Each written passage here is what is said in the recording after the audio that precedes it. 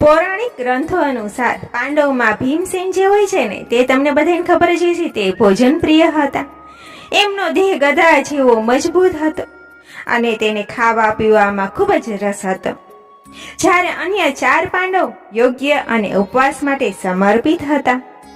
ભીમસેન માટે ઉપવાસ કરવો અત્યંત મુશ્કેલ હતો. તેઓ ભોજન વિના રહેવાનું સહન કરી શકતા નહીં.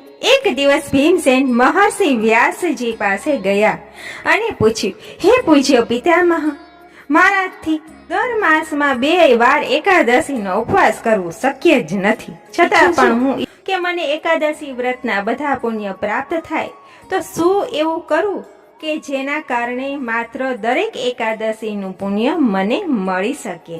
ત્યારે મહર્ષિ વ્યાસજી કહે, હે ભીમ, જો તું દરેક માસની એકાદશી રાખી શકતો નથી તો તું જેઠ મહિનાની શુક્લ પક્ષની